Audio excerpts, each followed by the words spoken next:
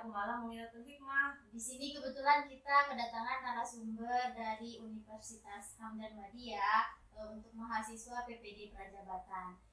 Kita akan membahas tentang identitas manusia Indonesia. Di mana di sini identitas itu diartikan sebagai apa yang melekat atau ciri khas dari manusia Indonesia itu sendiri. Nah, di sana ada 3 hal yang mencakup dalam identitas manusia itu sendiri. Yang pertama itu ada nilai Pancasila, yang kedua ada nilai religius, dan yang ketiga ada nilai kebinekaan. Untuk yang pertama mungkin akan dibahas, akan kita kulik secara dalam mengenai nilai dari Pancasila itu sendiri. Nah, di sini dengan narasumber saya yang pertama itu ada Baik Eti. Hai. Nah, narasumber yang kedua ada Baik Nurul Aini.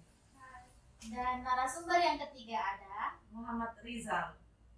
Oke, untuk membahas yang pertama itu di sini ada nilai tentang nilai Pancasila. Menurut pandangan Baik Eti, ini nilai Pancasila itu sendiri seperti apa sih? Menurut saya nilai Pancasila itu nilai-nilai yang menjadi pedoman untuk kehidupan kita sebagai bangsa Indonesia, yang mana Pancasila itu sendiri merupakan dasar negara kita. Dasar negara itu menjadi pedoman buat kita hidup berbangsa dan bernegara. Kemudian nilai-nilai Pancasila itu ada 5. Yang pertama itu nilai ketuhanan, yang kedua nilai kemanusiaan, yang ketiga itu ada nilai persatuan, yang keempat itu ada nilai kerakyatan, dan yang kelima itu ada nilai keadilan. Oke ya, sudah disebutkan tadi 5 dari sila yang ada di Indonesia ya. Anda ini kan sebagai seorang calon guru ya, bagaimana caranya menerapkan terutama sila kedua dan ketiga kepada peserta didik?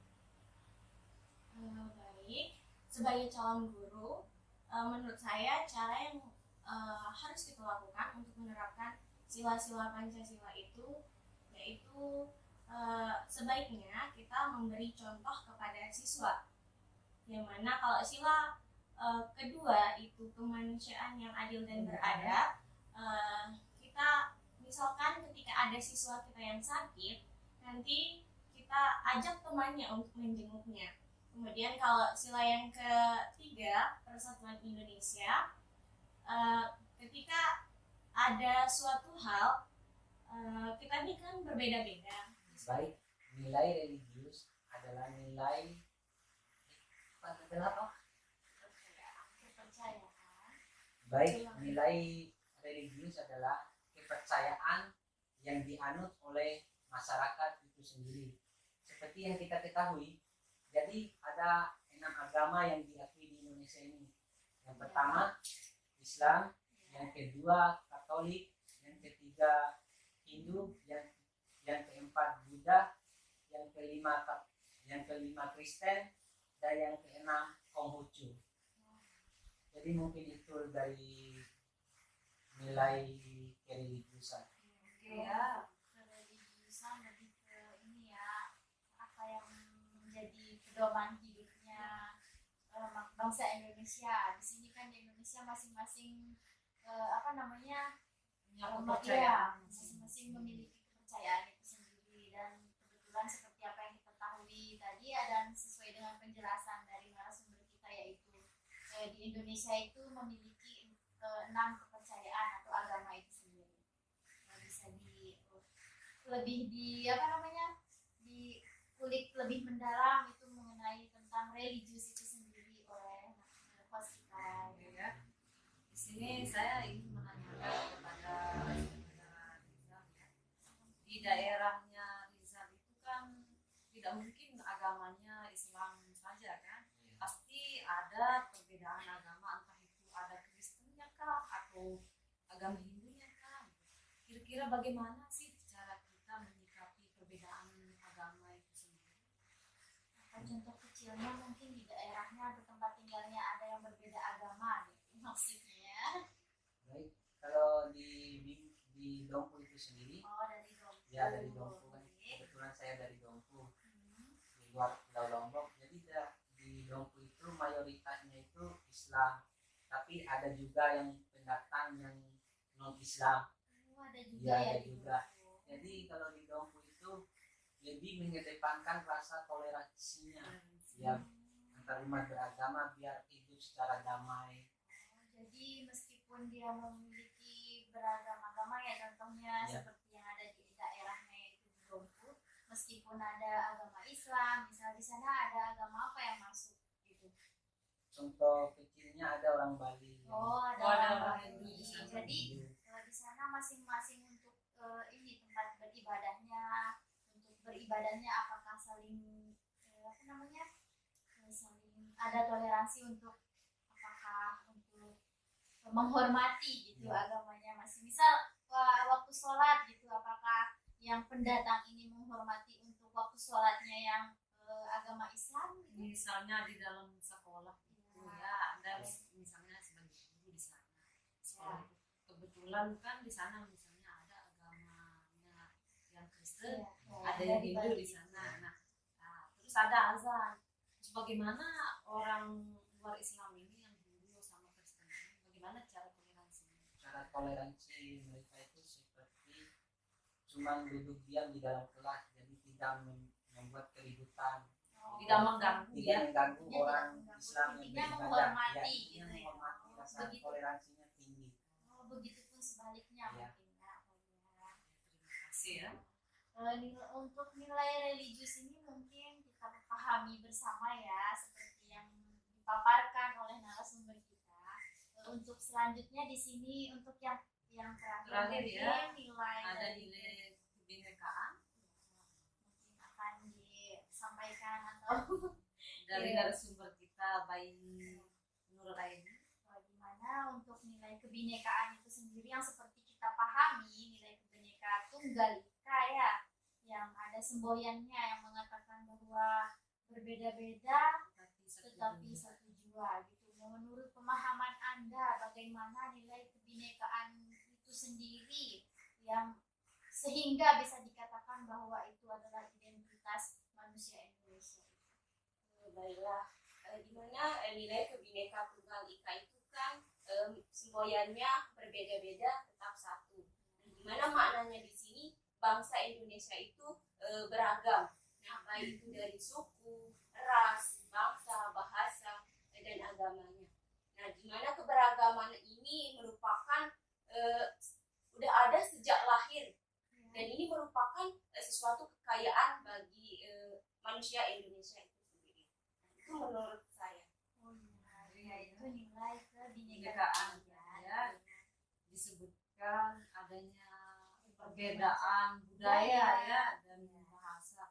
Kira-kira ada nggak perbedaan budaya di daerah tempat tinggal Anda sekarang ini? Kalau budaya lebih ke anu sini suku atau ras.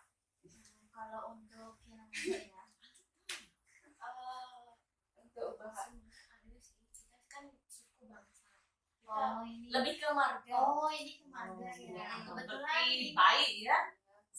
oh marganya Marga baik. Bisa dikatakan yang berdarah biru ya di Lombok gitu. Tapi aslinya merah ya darahnya. Nggak mungkin biru ya. Cuma Ya, sebutan aja ya. Ya, istilahnya saja. Oh iya, berarti itu ya luar biasa ini narasumber kita yang sekarang ya. Untuk pembahasannya mungkin akan kita kulik lebih dalam lagi mengenai budaya dan Budaya, ras ya. atau lebih ke marganya gitu ya. Kebetulan juga ada narasumber dari Dompu, nanti kita bahas lagi mengenai budayanya sendiri. Untuk ini narasumber ini mengenai marga itu sendiri bagaimana Bagaimana kan dulu itu kalau bayi ya, kalau bayi itu menikah itu pasti dia dilarikan dulu ya, baru dia nggak diambil dulu ya, nggak diambil dia dari orang tuanya. Apakah Dari ada- mama, apakah maksudnya. ada budaya merarik kayak Ada kayak budaya budaya merarik. Lombok itu kan dibawa dia lari gitu, merarik, budaya merarik Apakah itu di budaya- marganya Tempat tinggalnya ada ya. ada kayaknya sih. Mungkin untuk adat istiadat marganya bangsa itu marga itu adalah baik. Nah, budaya untuk pernikahannya itu jenis kan ada namanya kawin lari kan. Nah, kawin lari. Nah, di mana di daerah saya itu di sana udah masih tertanam adatnya. Di mana nanti kalau ketika kita menikah, si perempuan ini akan dilarikan oleh si lelaki ini. Nah, di mana tujuannya ini untuk si laki ini untuk menguji keberanian dari laki-laki ini. Begitu ya. Itu adalah budaya dari kawin lari. Untuk budaya itu apakah masih sampai saat ini? Untuk di daerah saya itu masih untuk sampai saat ini. Terus untuk ini juga ya, saya menanyakan tentang ini.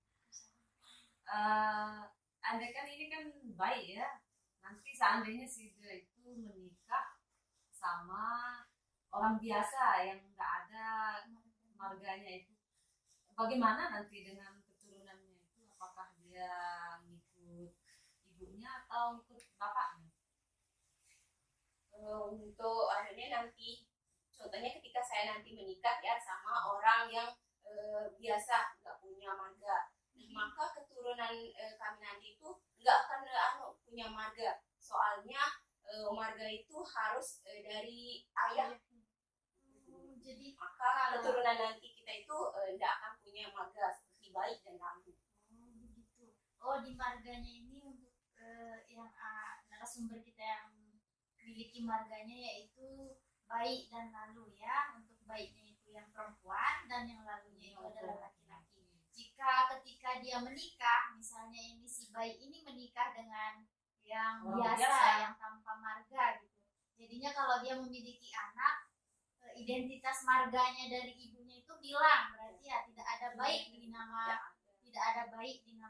anaknya itu sendiri atau lalu gitu ya. Oh begitu. Akan tetapi kalau untuk laki-lakinya bagaimana? Misalnya laki-lakinya itu lalu, terus Menikah yang dengan- menikah dengan perempuan yang Biasa biasa, gitu. Apakah ada marganya juga peraturan hilang atau atau gimana? marga itu sendiri gitu? Baik juga sudah baik juga. Begitu ya, untuk narasumber sebelumnya juga ini sama-sama sesama marga berarti ya, untuk keturunan baik gitu dan lalu. Kebetulan kalau laki-lakinya yang punya marga menikah dengan perempuan yang tidak sama marganya atau tidak bermarga baik atau lalu, nantinya keturunannya itu akan tetap akan diturunkan marganya. Entah kalau dia anaknya laki-laki, dia akan menjadi lalu. Nanti kalau jika keturunannya perempuan akan menjadi baik. Contohnya saya sendiri nih. Saya sendiri, bapak saya itu merupakan lalu, akan tetapi ibu saya itu orang biasa, tidak punya marga. Nah, menikahlah dan punya beberapa anak, salah satunya saya. Kalau ibu saya, dia tidak punya marga, tidak diberikan marga, akan tetapi anaknya itu akan mempunyai marga, entah itu baik atau lalu. Itu kan dikarenakan karena kita orang Lombok menganut garis keturunan ayah. Makanya kalau ayah kita lalu, itu kita anaknya akan baik atau lalu. Mengikuti ayahnya. Iya. Ya, lebih ke garis keturunan ayah gitu ya untuk di Lombok ini. Untuk ini apa namanya? Dari Untuk- segi bahasa belum lagi kita sebutkan ya. Ya, untuk budayanya di ini kan memiliki marga ya. Untuk apabila ini untuk lebih lanjut lagi ya mengenai ini marga, kebetulan menarik sekali untuk kita kulik bersama gitu. Apakah ada peraturan yang harus, misalnya kan ini ada marga kan lalu baik gitu kan. Apakah ada peraturan dalam suatu ras itu sendiri dalam sepertinya dalam menikah gitu, apakah diharuskan menikah sama marga atau bagaimana gitu? Untuk gimana di dulu marga ya, untuk dulu sih ya, marga baik dan lalu itu menikah, baik ini menikah dengan lalu. Nah, gimana nanti Dibolehkan ataukah ya dibolehkan, bagaimana? ya dibolehkan untuk menikah kalau dulu zaman dulu kan. Kalau untuk sekarang ya mau menikah sama bayi atau dengan orang yang biasa itu udah biasa kalau sekarang.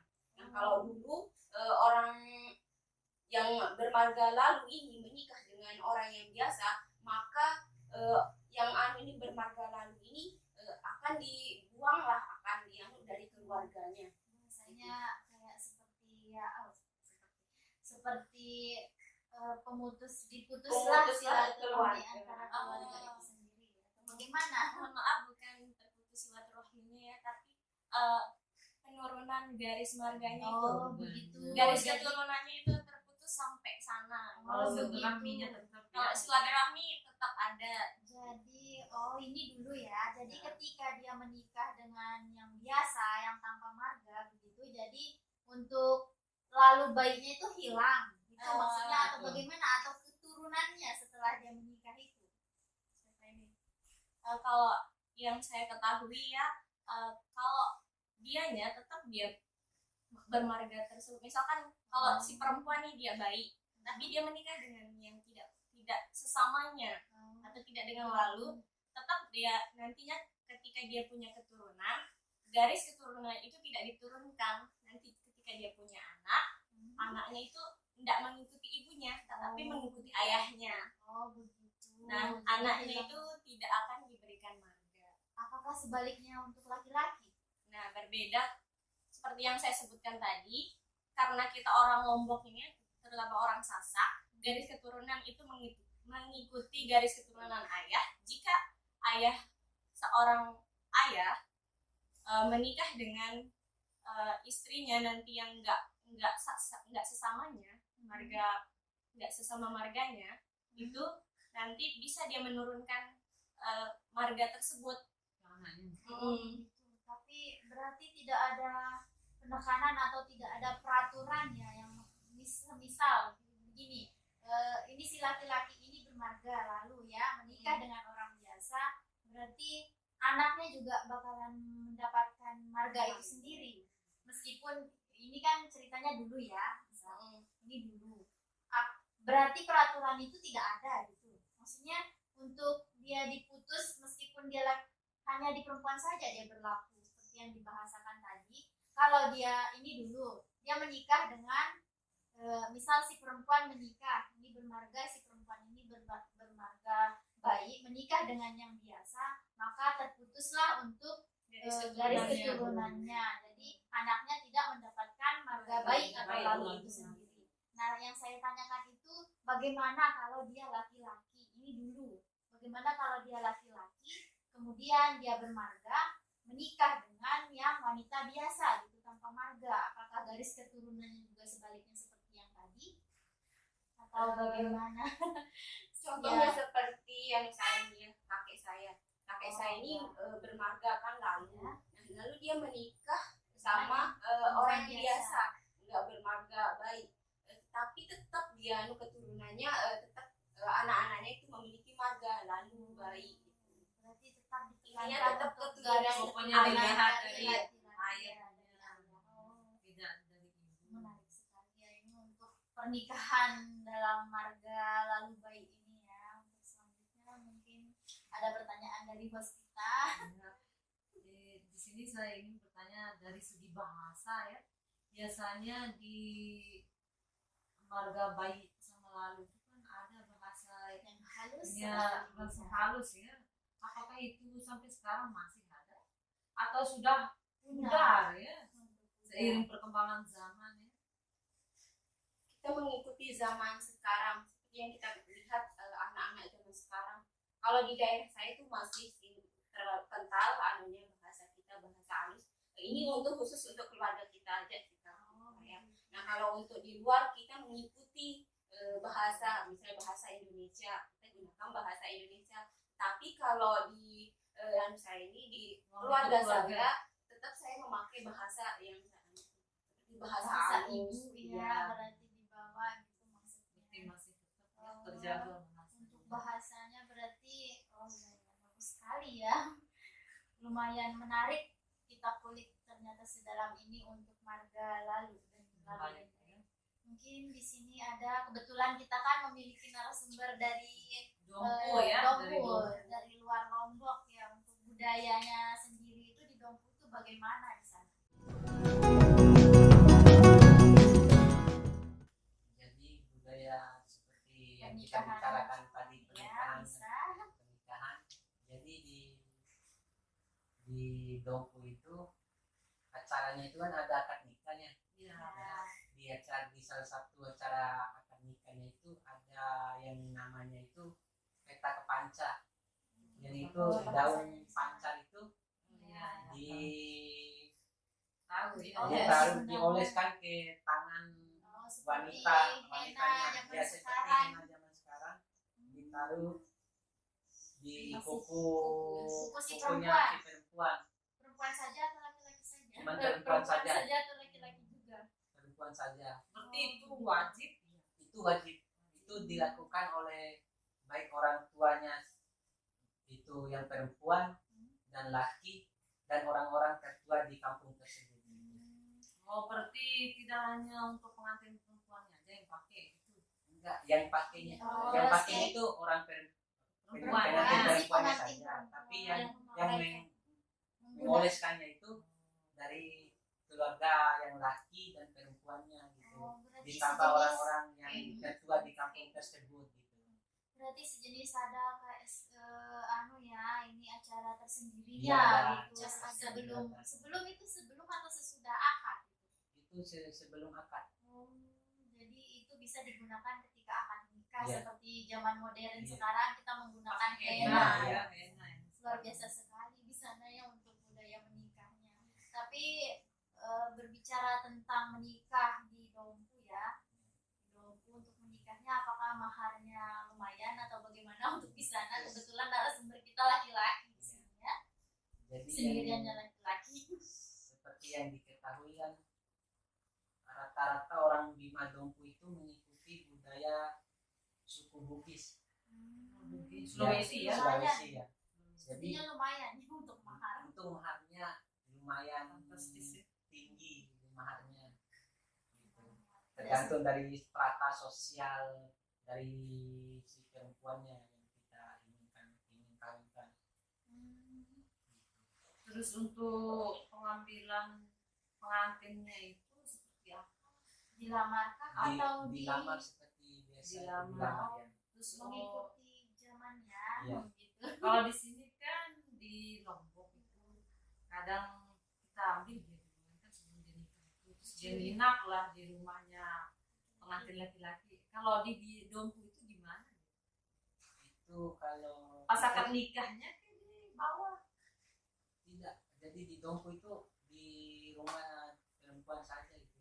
Akad nikahnya kan di kampung si perempuan gitu. Oh, kayak orang Arab. Iya, cuma di situ saja nggak dibawa keluar dulu. Jadi untuk acaranya sampai selesai itu di mempelai perempuan. Perempuan gitu. Oh, berbanding terbalik sekali sama kita yang di Lombok ya. Kayak orang Arab. Iya, lebih ke Arab-Arabian. Acaranya